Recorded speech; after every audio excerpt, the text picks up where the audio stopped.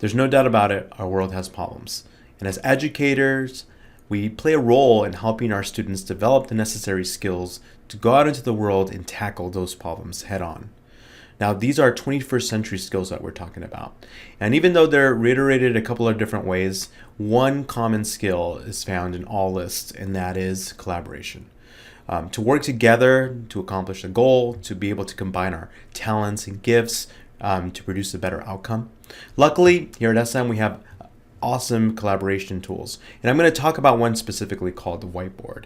By the end of this video, you'll be able to do a Whiteboard group assignment, which personally has changed the way that my students collaborate in my classroom. I'm Jorge Ledesma, the EdTech Director. This is Tech Tip Tuesday, where I share a quick tip that's going to help make your life just a little bit easier. Let's go ahead and get started.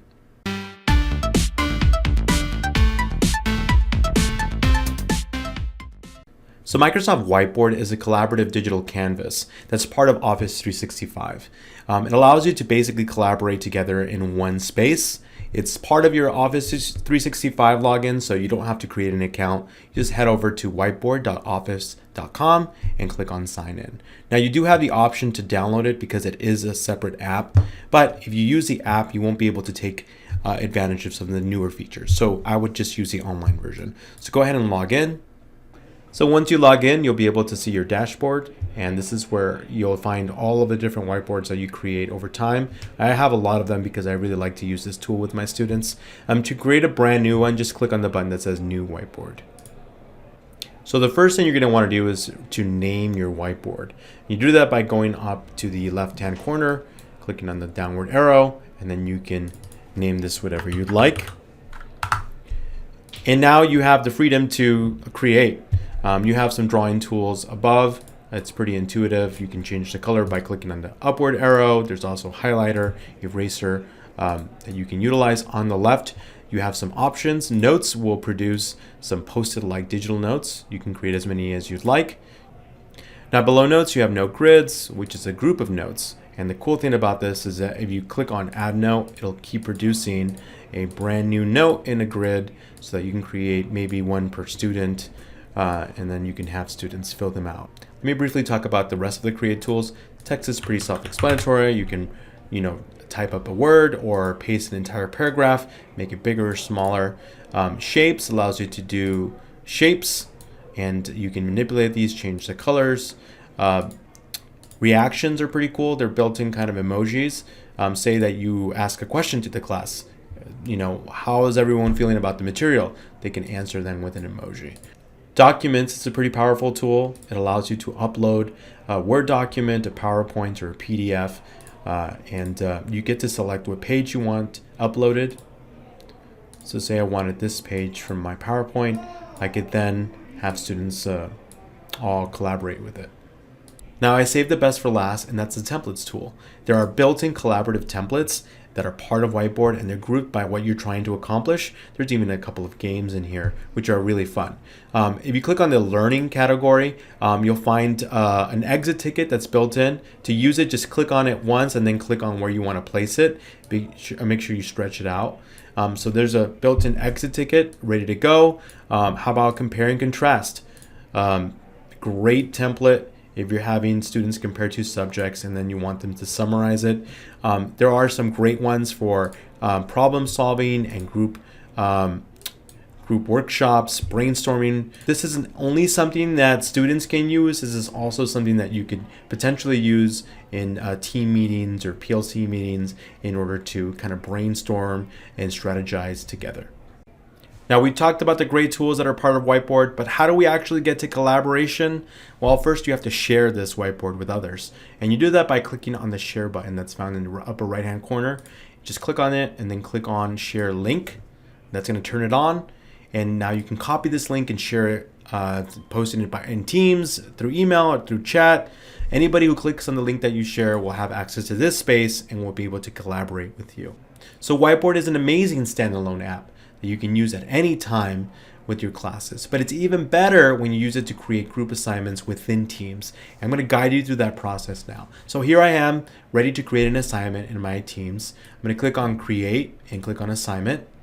So I'm going to create a group exit ticket. So I'm going to title my assignment group exit ticket. I'm I'm going to head over to where it says all students and click on group of students. And I did make a video earlier in the year regarding team group assignments. I'll put a link in the description below if you want to watch that. Now in this practice class, I only have 3 students, so I'm going to just create one group. And click on done. You can create as many groups as you like. The next step here is to click on new and select whiteboard. And I'm going to name this whiteboard a group exit ticket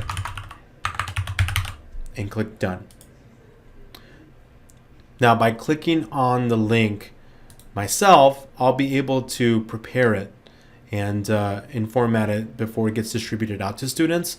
So some options that I could do, let's say I have a worksheet. I'm going to upload maybe this cool cell worksheet, and I'm going to have students edit this together as a group. Of course, I already said I'm going to do an exit ticket, so instead I'm going to use the template that's available under learning that's called exit ticket. And then that's going to be the group project. So there we go. That's a good size. I'm going to close this screen. Now it says students can't edit. And if I were to click assign now, students would get this whiteboard, see the exit ticket, but they wouldn't be able to edit it as a group. So I'm going to click on the 3 dots and I'm going to select students edit together in groups. So now what will happen is this assignment is going to create a separate whiteboard for every group of students. And students will be able to click on the assignment, click on the whiteboard link, and be sent to their space. And they can collaborate together as a group. And I'll show you what that looks like so you get an idea of what to expect. So this is what a student would see. They'll see their group along with the name of the people in their group, and then they'll have group work and a link to the whiteboard. Each team will have a specific whiteboard, and when a team member clicks on it, they'll be able to edit it together with their teammates all at the same time. When they're done, they just, one person per group clicks on turn in for group, and that's it. The teacher receives it.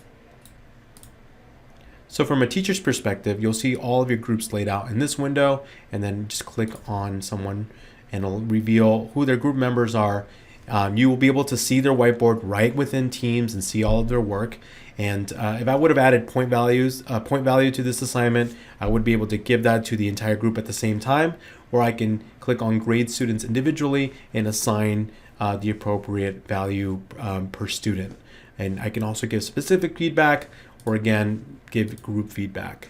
So it's a great thing about this tool. It makes it super easy to do good collaborative group work. So that's today's Tech Tip Tuesday. I hope you found it helpful. Collaboration is not only an important skill for the future, but it's an important skill for today.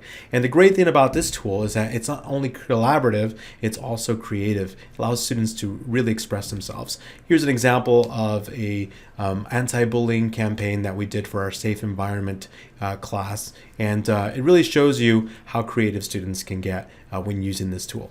As always, if you need any assistance using any of these tools in your classroom, please feel free to reach out. Hope you have a wonderful rest of your day, and we'll see you next Tuesday.